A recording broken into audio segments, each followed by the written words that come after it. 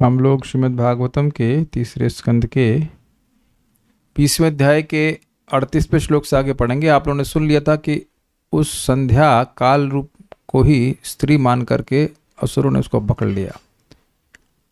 अब यहाँ बात समाप्त हुई। ब्रह्मा जी आगे सृष्टि कर रहे तो उसके बारे में बात है। बहुत ज़्यादा व्याख्या है नहीं, तो हम लोग पढ़ेंगे, जो बात समझने वाली होगी समझ लेंगे उसको।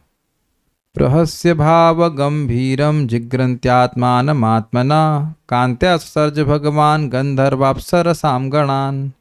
प्रहस्य भाव गंभीरम जिग्रन्त्यात्मानमात्मना कांत्या सर्ज भगवान गंधर्वाप्सरसां गणान्। तब गंभीर भावपूर्ण हंसी हंसते हुए पूज्य ब्रह्मा ने अपनी कांति से, जो अपने सौंदर्य का मानो आप ही आस्वादन करती थी, गंधर्वों व अप्सराओं के समूह को उत्पन्न किया। अन्वय देखें। गंभीर गंभीरम भाव मतलब गंभीर भाव से प्रहस्य हंसकर ब्रह्मा जी हंसे।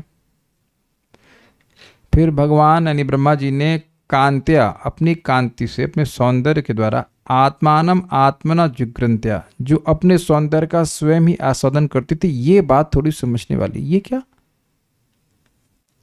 सौंदर्य अपने आस्वादन कैसे कर सकता है? लेकिन टीका में इस प्रकार से समझाया गया है कि जो गुण है वह गुण से अभेद करते हुए ब्रह्मा जी अपने ही सौंदर्य का अनुभव कर रहे थे। जिग्रन्त्या का अर्थ है सूंघना।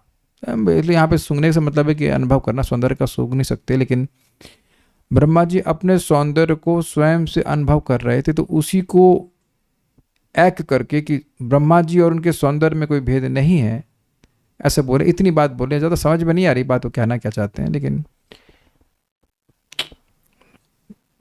इस बात को कुछ कुछ तो हम देखते हैं। जगत में कुछ सुंदर व्यक्ति होता है तो अपने शीशे में अपने सौंदर्य को देखता रहता है, उसका उस अनुभव करता रहता है, सहारता रहता है। उस अर्थ में कुछ आ रहा है, लेकिन बाकी कुछ खास क्लियर नहीं हो रहा है कि क्या कहना चाहते हैं। लेकिन उस सौंदर्य के द्वारा गंधर्व अप्सरसाम गणान ससर्ज, गंधर्वों और अप्सराओं के समूह को उत्पन्न किया। बहुत सुंदर होती हैं अप्सराएं।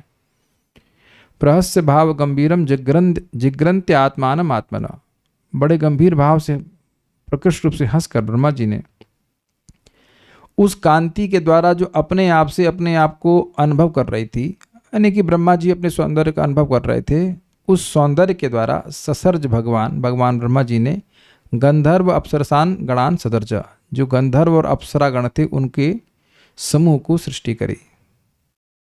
तात्पर्य, मैंने इसमें टीकाएं लिखी नहीं है, रखी नहीं है, हमको ज़्यादा समझ में भी नहीं आई थी। इतनी बात समझ में आ रही थी कि बस अपने सौंदर्य को देखे, निहारे और उसे उत्पत्ति कर दी। पता नहीं क्या क्या बातें थी, हमें कुछ समझ में नहीं आ रहा क्या था वो। इतनी बात समझ के आगे बढ़ लेते हैं। तात्पर्य, स्वर्ग लोक के गायक गंधर्व कहलाते हैं और नर्तकियां अप्सराएं। असुरों द्वारा आक्रमण किए जाने पर ब्रह्मा ने पहले संध्या समय एक सुंदर स्त्री का रूप उत्पन्न किया और फिर गंधर्व तथा अप्सराएं उत्पन्न की। जब इंद्रिय तृप्ति के लिए गायन तथा वादन का प्रयोग होता है तो आसुरी होता है, किंतु वही गायन वादन जब कीर्तन के रूप में भगवान की स्तुति के लिए प्रयुक्त होता है तो वह दिव्य होता है और इससे ऐसा जीवन उत्पन्न होता है जो सर्वथा आत्म सुख के योग्य हो। तो उसमें कोई भी कुछ व्याख्या करने की जरूरत नहीं है ना। मैं बस मेरे पीछे बोल सकते हैं, मेरे साथ में बोल सकते हैं। इसके बाद बोलते हैं, विससर्ज तनुम ताम वै ज्योत्स्नाम कांतिमतिम प्रियाम त एव चाददुः प्रीत्या विश्वासु पुरोगमः। विससर्ज तनुम ताम वै ज्योत्स्नाम कांतिमतिम प्रियाम त एव चाददुः प्रीत्या विश्वावसु पुरोगमः। तत्पश्चात ब्रह्मा ने वह चांदनी सा दीप्तिमान तथा सुंदर रूप त्याग दिया और विश्वावसु तथा अन्य गंधर्वों ने प्रसन्नतापूर्वक उसे अपना लिया। तो आप देख रहे हैं कि जिस कांति से, वही सीक्वेंस चल रहा है, जिस कांति से गंधर्वों और अप्सराओं की सृष्टि हुई, वही कांतिमय शरीर, वही कांति एक सुंदर शरीर के रूप में प्रस्तुत हो गया। और उसको जो शरीर जिन चीज़ का कारण था उन्होंने उसको स्वीकार कर लिया। यही सीक्वेंस चल रहा है, तो उसी हिसाब से ले लिए वो। कांतिमतिम, कांतिमय मतलब, कांति का मतलब होता है एक प्रकार की आभामय। प्रियाम, बड़ी प्यारी। ताम ज्योत्स्ना, वह चंद्रिका रूप तनु, मतलब वह उस भगवान ब्रह्मा जी की अंग कांति से प्रकट हुआ था, लेकिन वो प्रकट हो गया था शरीर के रूप में। उसको विसर्ज त्याग दिया ब्रह्मा जी ने। वह उसके बाद विश्वावसु इत्यादि ते पुरोगमः, उन प्रधान गंधर्वों ने ही उस शरीर को प्रीत्या आददहु, प्रसन्नता पूर्वक ग्रहण कर लिया, अपने अपने गुणों के अनुसार था। विसर्ज तनुम ताम वै ज्योत्स्नाम कांतिमतीम प्रियाम, उस सुंदर कांतिमय ज्योत्स्ना स्वरूप शरीर को ब्रह्मा जी ने त्याग दिया। त एव चाददु प्रीत्या विश्वावसु पुरोगमा, जो विश्वावसु इत्यादि श्रेष्ठ गंधर्व थे उन्होंने उस शरीर को स्वीकार कर लिया। व्याख्या की जरूरत नहीं है। श्रीधरी, ब्रह्मा जी का वह शरीर चंद्रिका यानी चांदनी रूप था, उसको उन्हीं गंधर्वों ने ग्रहण किया जिनमें विश्वावसु प्रमुख थे। तो ध्यान देना हो कि जो गंधर्व थे उनकी सृष्टि भी उसी शरीर से हुई थी और उसी शरीर को ब्रह्मा जी उन लोगों ने ग्रहण कर लिया जैसे कि पहले लोगों ने किया था। अब भूत प्रेत की बात आ रही है, इंटरेस्टिंग है। सृष्ट्वा भूत पिशाश्चाश्च भगवानात्मतंद्रिणा दिग्वाससो मुक्त केशान वीक्ष चामीलयदृशौ। सृष्ट्वा भूत पिशाचाश्च भगवान आत्मतंद्रिणा दिग्वाससो मुक्त केशान वीक्ष चामीलयदृशौ। तब बूझ ब्रह्मा ने अपनी तंद्रा, ऐसे करते ना, मुंह फाड़ते हैं इसमें आलस से, अपनी तंद्रा से भूतों तथा पिशाचों की उत्पन्न किया, किंतु जब उन्हें नग्न एवं बिखरे बाल वाले देखा तो उन्होंने अपनी आंखें बंद कर ली। भगवान ब्रह्मा जी ने आत्मतंद्रिणा, अपनी निद्रा से, तंद्रा मतलब निद्रा, आलस, भूत और पिशाचों की सृष्टि मतलब सृष्टि की, तथा उन्हें दिग्वास मतलब जिन्होंने दिशाओं को अपने वास के रूप में रखा हुआ है, अर्थात दिगंबर नग्न थे, और केशान मुक्त, बाल बिखरे वीक्ष देखकर त्रिशौ अमीलियत, अपनी आंखें बंद कर ली। त्रिशौ यहाँ शब्द द्विवचन में है, मतलब दोनों आंखें उपलक्षण से, बाकी चारों मुख्य आंखें भी बंद कर ली होंगी, दो का सेट ना। सृष्ट्वा भूत पिशाचाश्च, भूत और पिशाचों की सृष्टि करके, कैसे? भगवान आत्मतंद्रिणा, अपनी तंद्रा, अपनी नींद के द्वारा ब्रह्मा जी ने सृष्टि करी, लेकिन दिग्वाससो, उनको नग्न देखकर, मुक्त केशान, बिखरे हुए बाल देखकर, विक्षमल देखकर, च अमिलियत दृशो, अपनी दोनों आंखें बंद कर ली, यानी अपनी 8 आंखें बंद कर ली, दो के सेट के हिसाब से, और नहीं देखना क्या कर रहे हैं। तात्पर्य, भूत तथा प्रेत भी ब्रह्मा की सृष्टि हैं, वे अवास्तविक नहीं है। भूत भी होते हैं तो प्रमाणम अमलम, श्रीमद् भागवतम प्रमाणम अमलम। अभी ये भी आगे आएगा कि किसको पकड़ते हैं, न सिर्फ होते हैं बल्कि पकड़ते किसको है, ये भी दिखा देंगे अभी। तो अब उम्मीद है कि आप लोगों को कोई प्रश्न इसमें बनेगा नहीं कि भूत प्रेत भी होते हैं प्रभु जी। हाँ जी, होते हैं, और उस प्रकार के होते हैं। ये सब बदजीव को नाना प्रकार के कष्टों में डालने के साधन है। ये कैसा कष्ट है? ये है आदि भौतिक कष्ट। इसको आदि दैविक नहीं कहेंगे क्योंकि देवता नहीं है लोग, लेकिन अगर कभी किसी को प्रेत बाधा या भूत बाधा आती है तो उसको आदि भौतिक कष्ट कहते हैं, क्योंकि ये भी एक प्रकार के जीव हैं, लेकिन देवता नहीं है।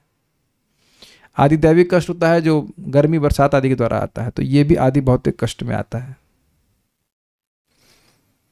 इनकी सृष्टि परमेश्वर के आदेश से ब्रह्मा द्वारा की गई समझी जाती है, मतलब इनके लिए भी सृष्टि में स्कोप है। ये परेशान करते हैं इस तरह से कि इनके पास इंद्रियां नहीं होती हैं, स्थूल इंद्रियां नहीं होती हैं, तो अब अपनी इच्छाओं को पूरी करने के लिए वह किसी व्यक्ति के ऊपर हावी हो जाते हैं, तो वो खाता है तो उसके द्वारा उनको खाने को मिलता है। ये हिसाब किताब है। इस पर हम बहुत कुछ कह सकते हैं, लेकिन ठीक है, छोड़िए, कोई जरूरत नहीं वो तो बारे में बात करने के लिए। आगे बस थोड़ा बता रहे हैं भूतों के बारे में, सुन लेते हैं। जगृहुस्तद्विसृष्टां तां जिम्भ्रणाख्यां तनुं प्रभो निद्रामिन्द्रिय विक्लेदो यया भूतेषु दृश्यते ये नोचिष्ठो न दर्शयन्ति तमुन्मादं प्रचक्षते। ये इंटरेस्टिंग है। जीवों के सृष्टा ब्रह्मा द्वारा उस अंगड़ाई रूप में फेंके जाने वाले शरीर को भूत पिशाचों ने उस शरीर को अपना लिया। थोड़ा समझिए हुआ क्या? आप अंगड़ाई लेते हैं ना, इसको ऐसे करके लेते हैं, तो इसी को तंद्रा कहा जाता है। तो उस तंद्रा से ही भूत प्रेतों की सृष्टि हुई थी, और यही तंद्रा एक शरीर के रूप में हो गई। अब आप उम्मीद है कि समझ गए होंगे हर बार क्या हो रहा है, हर बार वही काम हो रहा है। इसी को निद्रा भी कहते हैं, जिसमें लार चू जाती है समझे, मुंह से मुंह से थूक गिरने लग जाती है। बहुत बार होता है, बहुत सभी के होता है, क्या कह सकते हैं, कभी ना कभी तो होता ही है। स्पेशली जब आदमी बुखार बुखार में रहता है, बीमार रहता है, तो और अधिक निकलता है। नाक नहीं, मुंह से लार निकलती है। अरे लोगों की तो मैंने बताया ना, क्लास में भी गिरती है, ऐसे नीचे हो गया और मुंह से लार गिर रही है। वाह, वो तो बैठे हुए हैं, हमने देखा बगल में ऐसा। तो ऐसा भी रहता है। जो लोग अशुद्ध रहते हैं उन पर ये भूत प्रेत आक्रमण करते हैं, और उनका यह आक्रमण उन्माद या पागलपन कहलाता है। इसीलिए शुद्ध रहना चाहिए। देखिए क्या, थोड़ा बहुत मुझे भक्त ने बताया था, जो इसमें एक्सपर्ट थे, पहले तांत्रिक रह चुके थे, तो कह रहे थे कि जैसे अब बिस्तर पे सो जाते हैं लोग, बिस्तर पर तो सोते ही हैं, लेकिन बिस्तर पे ही बैठे रहते हैं, झूठा, उसको झूठा माना जाता है। तो अब वहाँ पड़े रहते हैं, तो गंदा अवस्था में पड़े रहते हैं, तो वहाँ भूत पकड़ता है। या कभी अपवित्र अवस्था में रहते हैं, ऐसे ही गंदी सी अवस्था में, मुंह से लार बह रही, नहाई नहीं, कुछ नहीं किए, तो ये सब भूत प्रेत लोगों को पकड़ लेते हैं, पकड़ ही लेते हैं और परेशान भी करते हैं। सो है बात है।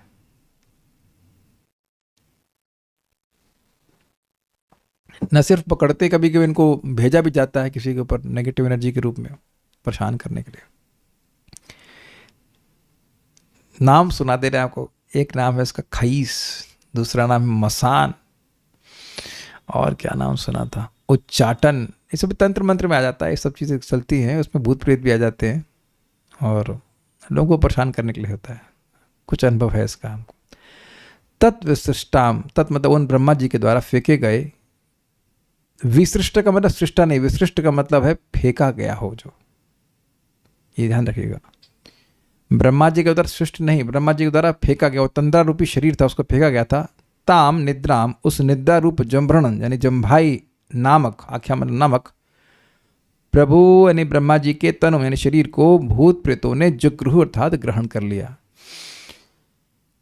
या जिससे भूतेषु इंद्रिय विक्लेद, प्राणियों में इंद्रियों की शिथिलता दृश्यते यानी देखी जाती। समझे बात? अब आप तो स्पष्ट समझ में आ रहा है। नींद आती है तो आंखें डबडबाने लगती हैं, हाथ पैरों में थोड़ी थकान होने लगती है, मुंह में वाह ऐसे उबासी आने लगती है कि नहीं आती है? तो ये कह रहे हैं कि इस नींद की वजह से इंद्रियों में शिथिलता आ जाती है, और कहीं ना आए तो जप में तो जरूर आ जाती है ऐसे चलता रहता है। तो आप देख रहे कथा में और जप में ये विशेष रूप से शिथिलता आ जाती है। तो ये देखा गया है। समझ में आ रहा है ना कहाँ से हो रहा है, क्या हो रहा है? ये ना जिससे भूत प्रेत उच्चिष्ठान दर्शयंती, झूठे मुंह सोए मनुष्य को पीड़ित करते हैं। तो एक बात यहाँ और समझ में आ रही है कि ये नहीं कि खाया खाना और हाथ मुंह धुले नहीं और सो गए, तब ज़्यादा संभावना है कि भूत पकड़ लेगा। तो एक शिक्षा कम से कम पूरे लेक्चर से मिल गई कि अगर खाना खाया है उसको बिना हाथ मुंह धुए नहीं सोना चाहिए। इसीलिए जिस बेड पे हम सोते हैं, एक और शिक्षा ग्रहण कर लीजिए, उस पर कभी खाना नहीं खाना चाहिए। उम्मीद है कि आप नहीं खाते होंगे। हम लोग तो खैर फर्श पे खाते हैं, और फर्श पे मतलब फर्श पे प्लेट रख के खाते हैं, ऑब्वियसली केवल फर्श पे नहीं खाते हैं, लेकिन उसको फिर पोंछ दिया जाता है तुरंत, इमीडिएटली। वो झूठा नहीं छोड़ा जाता है। हाँ, अभी कल्याण प्रभु स्कोप ले रहे हैं, कह रहे हैं कि बाउल में हाथ रख करके उस पर खाएं तो आलसी कहीं के, आलसी हो, ब्रह्मचारी मतलब आलसी। शास्त्र का पालन करना चाहिए ना। कभी देखे हमको आप बेड पे खाते हुए, unless somebody is very sick और समथिंग। जैसे मेरा ऑपरेशन था तो मैं उठ ही नहीं सकता था, ऑपरेशन हुआ था तो हम उठ ही नहीं सकते, एक अलग बात है, वो भगवान ने बचा लिया, भूत ने नहीं पकड़ा उस टाइम। लेकिन ये अब एक ऑपरेशन वाली बात अलग हो गई। आप बीमार है, आज बीमार था तो मैं दोपहर में सेवा किया। मैं जब मैंने भगवान से बोलते देखो भाई ठीक नहीं करोगे तो खाने को नहीं देंगे उसे खाने को नहीं देंगे कुछ, हमको ठीक करो तो ठीक कर दिए, सेवा लायक तो कर दिए। तो अब बीमार हो गया एक आदमी, एक अलग बात है, लेकिन वह तो एक आपद धर्म हो गया। लेकिन ऐसे रोज ही बेड पे खाना रहना, चाय पीते रहना, और मतलब आप लोग चलो चाय तो नहीं पीते, लेकिन ये नियम रखिए कि अब देखो घर में कौन कर रहा है उससे मतलब नहीं, आपको नहीं करना चाहिए। जिन लोग क्या डाइनिंग टेबल है तो डाइनिंग टेबल पे खाएं, लेकिन इधर जमीन पे बैठ के लेना चाहिए। सबसे अच्छा वही तरीका होता है प्रसाद पाने का। कुछ पूछ रहे हैं? बुरे ड्रीम्स भी आते हैं अगर झूठे मुंह सोते हैं। हाँ पता नहीं, देखिए मुझे इसका अनुभव इसलिए नहीं क्योंकि हम ऐसा करते नहीं है। मतलब बुरा स्वप्न तो आया है लेकिन झूठा मुंह सोए हूँ मुझे याद नहीं है ऐसा कभी कर रहा हूँ। मतलब unless I was very sick और समथिंग, ऐसे हम करते नहीं है।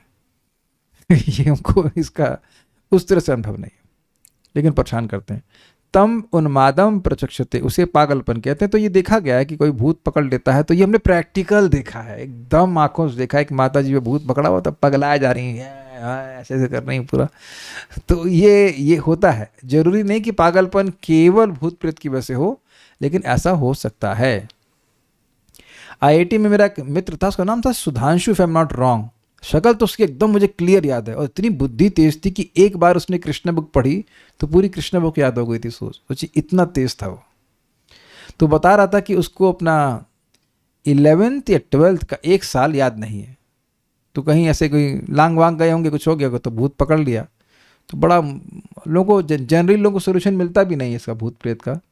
लोग चीटिंग करते हैं। तो बड़ा परेशान हुआ वो, कह रहा 1 साल अपनी ज़िंदगी का हमको याद नहीं क्या किया हम किए।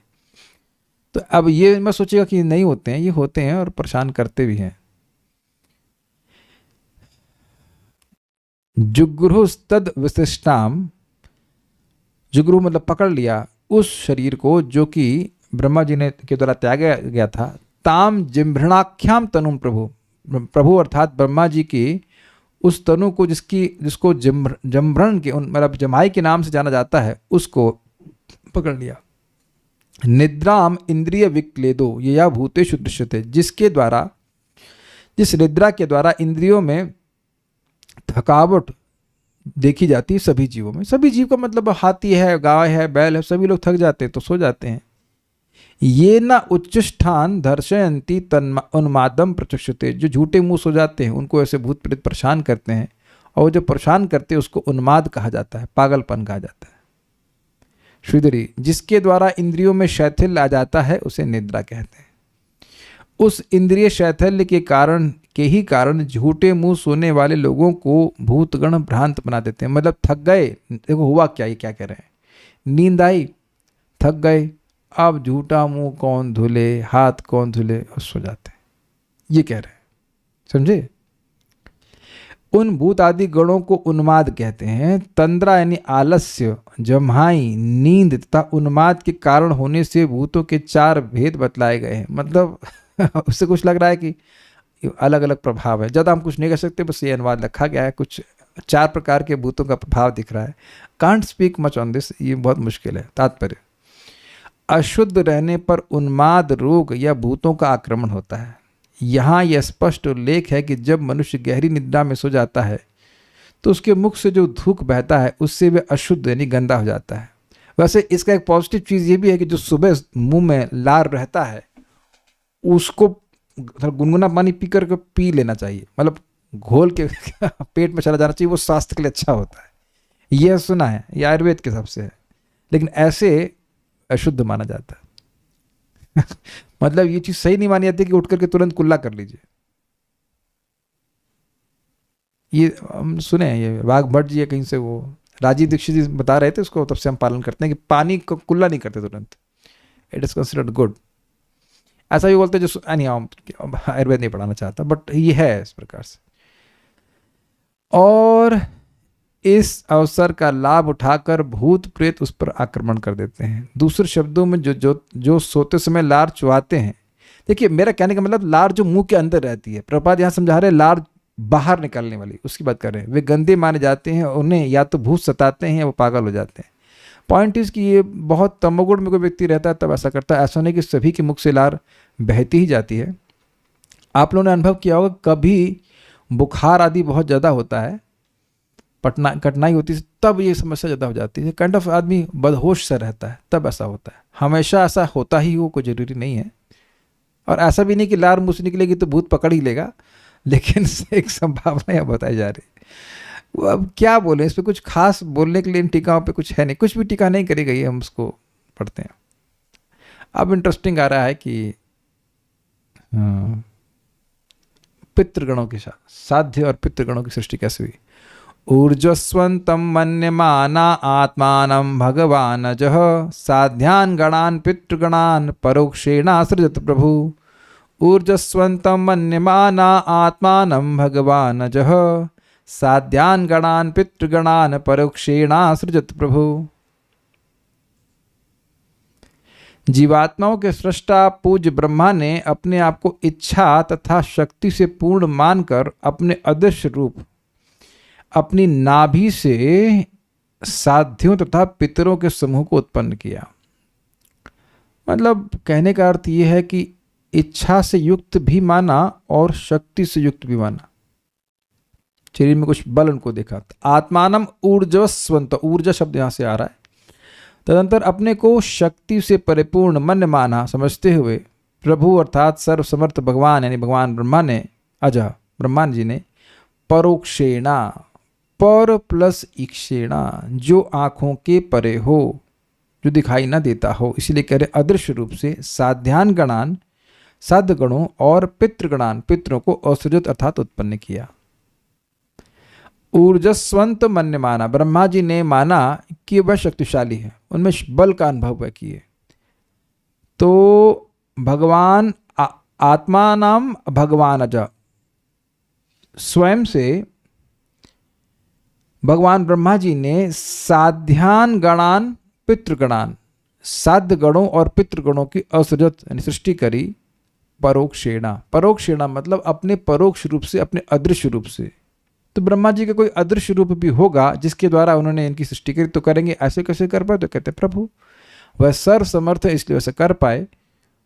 और अब इनके बारे में हम पढ़ते हैं।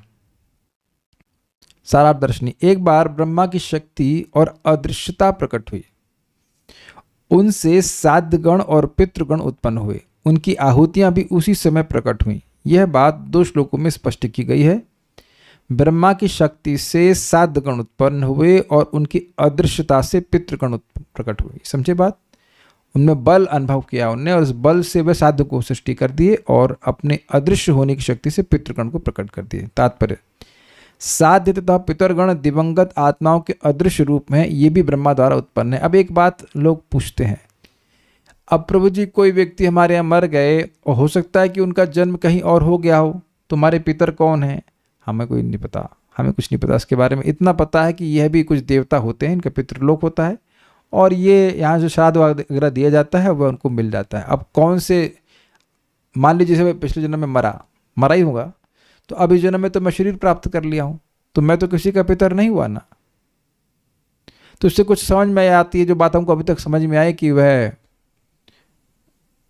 कोई विशेष प्रकार के देवता होते हैं, पितृलोक में वो रहते हैं। इसके बारे में गीता में भगवान ने बताया, यान्ति देव व्रता देवान पितृन यान्ति पितृव्रता। इतनी सी बात समझ में आती है और डिटेल हमें को उसके बारे में नहीं पता है। दिवंगत मतलब जो मर गए, दिवा मतलब स्वर्गवासी, गत मतलब जो गए हैं।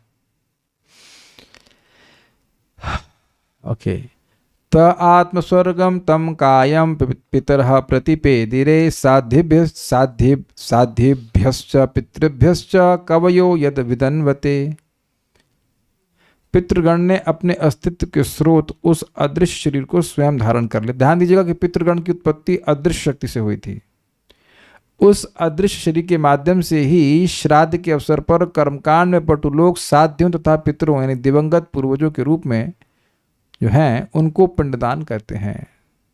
भक्तों को अब इस पर कुछ प्रपात का तात्पर्य से पढ़ेंगे। ते उन साध्यों और पितरों ने आत्म अपने को स्वर्ग में उत्पन्न करने वाले तम कायम उस अदृश्य शरीर को प्रतिपेदरे ग्रहण कर लिया। यद इसलिए कवया कर्मकांड में पटु लोग साध्येभ्य साध्यों और पितृभ्यश्च पितरों को वितन्वते पिंडदान करते हैं। तम ते आत्मस्वर्गम तम कायाम, उस काया को जो उनकी सृष्टि का कारण था, ते अर्थात साध्यों ने, पितर अर्थात पितरों ने प्रतिपेदरे मतलब स्वीकार कर लिया। साध्यभ्यश्च पितृभ्यश्च, साध्यों और पितरों को कवयो यानी जो कर्मकांड में पटु हैं वह लोग यद वितन्वते उनको वह कव्य और हव्य की आहुति देते हैं। ये भी आएगा क्लियर। श्रीधरी, अपनी उत्पत्ति स्थान स्वरूप उस शरीर को पितरों ने ग्रहण कर लिया।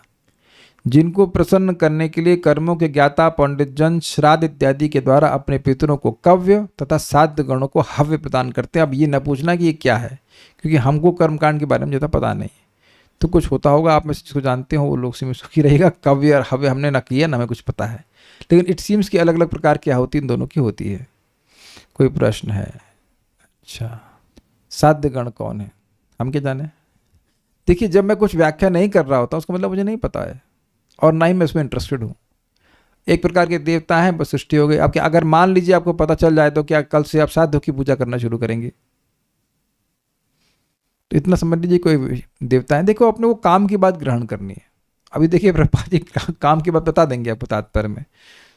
काम की बात यह है कि हरे कृष्णा कृष्ण कृष्ण हरे हरे, हरे राम राम राम हरे हरे। भगवान को संतुष्ट करके भगवान के पास जाएंगे। ना साध्य लोक में जाना है ना पितृलोक में जाना है। विश्ववसु कौन है? गंधर्वों में सर्वश्रेष्ठ जो गंधर्व ने विश्ववसु कहते हैं। तात्पर्य, श्राद्ध एक कर्मकांड है जिसे वेदों के अनुयायी मानते हैं। प्रतिवर्ष 15 दिनों यानी एक पक्ष का एक अवसर आता है जब कर्मकांडी धार्मिक लोग दिवंगत आत्माओं को भेंटें प्रदान करने के लिए नियम का पालन करते हैं। कुछ सिस्टम ऐसा है कि यहाँ पे जो कुछ आप जल देंगे तो उनको वहाँ पे बहुत खाने के लिए मिलता है।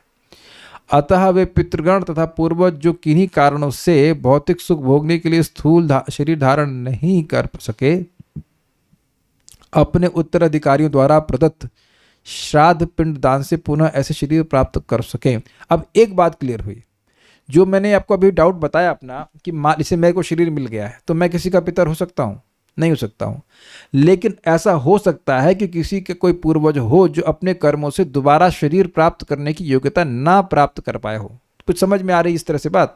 इस कारण से जब यहाँ पूजा अर्पण किया जाता है तब उसको उस पुण्य की मदद से अगला शरीर, स्थूल शरीर मिल जाता है। ये बात समझ में आ रही है। श्राद्ध कर्म अथवा प्रसाद समेत पिंडदान की प्रथा अब भी भारत में विशेष रूप से गया में प्रचलित है, बिहार में, जहाँ एक प्रसिद्ध मंदिर में विष्णु के चरण कमलों पर हवि चढ़ाई जाती है। चूंकि इस प्रकार उत्तराधिकारियों की सेवा से भगवान प्रसन्न होते हैं, अतः पितरों की उन पतित आत्माओं को जिन्हें स्थूल शरीर नहीं मिला है वे मुक्त कर देते हैं और पुनः शरीर धारण करके आत्मोन्नति करने के लिए उन पर अनुग्रह करते हैं। जरा ध्यान दीजिएगा इसका मतलब क्या है। देखिए, मुक्त कर देते हैं का मतलब यह नहीं कि वो वैकुंठ चले जाते हैं। मुक्त कर देते हैं इस अर्थ में कि जो उनका बंधन है उस सूक्ष्म शरीर में पड़े रहने का, उससे वह उसको मुक्त कर देते हैं और उसको एक स्थूल शरीर दे देते हैं। ये बात है। आप लोग को ज़्यादा टेंशन लेने की जरूरत नहीं है। रोज भगवान को दीपदान कीजिए, वो अपने आप सब हो जाता है। पूर्वज प्रार्थना करते हैं कि काश हमारा कोई ऐसा व्यक्ति पैदा हो जाए जो भगवान दामोदर को, भगवान विष्णु को दीपदान करे तो उनकी कृपा से सारे पूर्वजों का उद्धार हो जाता है। प्रसाद खाने से 100 पीढ़ियों का उद्धार हो जाता है। इसलिए भक्त लोग इसे बहुत नहीं करते हैं, लेकिन अगर कुछ करना भी चाहते हैं तो कोई उनकी भक्ति में हानि नहीं है, वो हम लोग चर्चा कर चुके हैं। दुर्भाग्यवश माया के वशीभूत होकर बद्धजीव अपने इस प्रकार प्राप्त शरीर का उपयोग इंद्रिय तृप्ति के लिए करता है और वह यह भूल जाता है कि ऐसे कर्म से उसे पुनः अदृश्य शरीर धारण करना पड़ सकता है। कहने का मतलब है कि दुरुपयोग करेंगे मनुष्य शरीर का तो जरूरी नहीं है इसको दोबारा शरीर प्राप्त किया जाए। भगवान के भक्त अथवा कृष्ण भावना भावित मनुष्य को श्राद्ध जैसे अनुष्ठान नहीं करने पड़ते हैं, क्योंकि वह परमेश्वर को निरंतर प्रसन्न करता रहता है।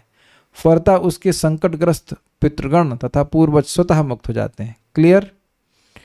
इसके ज्वलंत उदाहरण प्रहलाद महाराज हैं। प्रहलाद महाराज ने भगवान नरसिंहदेव से प्रार्थना की कि वे उनके पापी पिता को, जिसने भगवान के चरणों पर कई बार अपराध किया था, उद्धार करें। इस पर भगवान ने उत्तर दिया कि जिस वैष्णव परिवार में प्रहलाद जैसा पुत्र उत्पन्न होता है उसमें न केवल उसका पिता तथा पिता का पिता बल्कि इस प्रकार 14 पीढ़ियां स्वतः तर जाती हैं। अतः निष्कर्ष यह निकला कि परिवार, समाज तथा समस्त जीवात्माओं के लिए सबसे उत्तम कार्य कृष्ण भावनामृत है। श्री चैतन्य चरितामृत के रचयिता का कथन है कि कृष्ण भावनामृत में पटु व्यक्ति कोई भी अनुष्ठान नहीं करता, क्योंकि वो जानता है कि पूर्ण कृष्ण भावनामृत में श्री कृष्ण की सेवा करने से सभी अनुष्ठान स्वतः संपन्न हो जाते हैं। कृष्ण भक्ति कैला सर्व कर्म कृत होए। तो अपना वो फोकस भगवान की भक्ति में रखता है। ये बात सिंपल से कह रहे हैं। कुछ इसमें आज तात्पर्य में समझाना नहीं था। सृष्टि कैसे हो रही है आगे हमने सुना। Will stop here. Shrimad Bhagavatam की जय, श्रील प्रभुपाद की जय, निताय गौर प्रेमानंदे।